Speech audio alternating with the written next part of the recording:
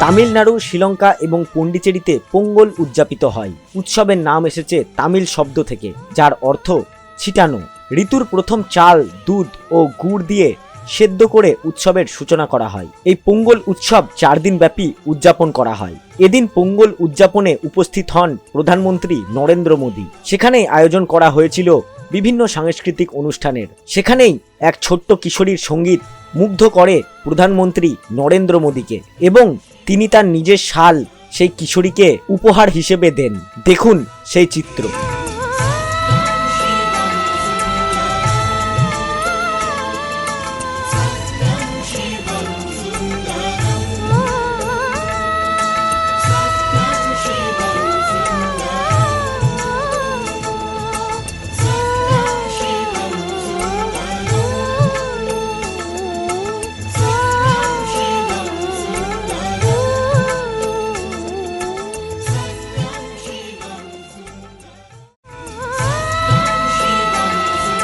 তামিলনাড়ু, শ্রীলঙ্কা এবং পন্ডিচেরিতে পোঙ্গল উদযাপিত হয়। উৎসবের নাম এসেছে তামিল শব্দ থেকে, যার অর্থ ছিটানো।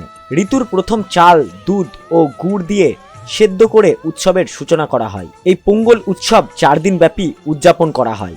এদিন পোঙ্গল উদযাপনে উপস্থিত হন প্রধানমন্ত্রী নরেন্দ্র মোদী। সেখানেই আয়োজন করা হয়েছিল বিভিন্ন সাংস্কৃতিক অনুষ্ঠানের। সেখানেই এক ছোট্ট কিশোরীর সঙ্গীত মুগ্ধ করে প্রধানমন্ত্রী নরেন্দ্র মোদীকে এবং তিনি তার নিজের শাল সেই কিশোরীকে উপহার হিসেবে দেন। দেখুন সেই চিত্র।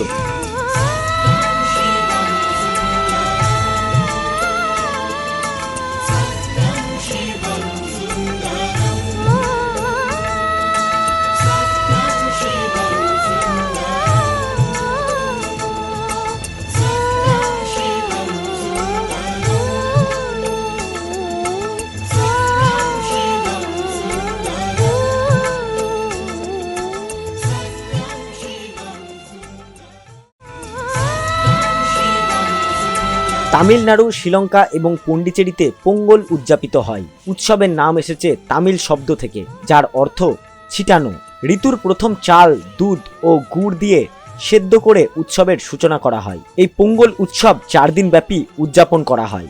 এদিন পোঙ্গল উদযাপনে উপস্থিত হন প্রধানমন্ত্রী নরেন্দ্র মোদী। সেখানেই আয়োজন করা হয়েছিল বিভিন্ন সাংস্কৃতিক অনুষ্ঠানের। সেখানেই এক ছোট্ট কিশোরীর সঙ্গীত মুগ্ধ করে প্রধানমন্ত্রী নরেন্দ্র মোদীকে এবং তিনি তার নিজের শাল সেই কিশোরীকে উপহার হিসেবে দেন।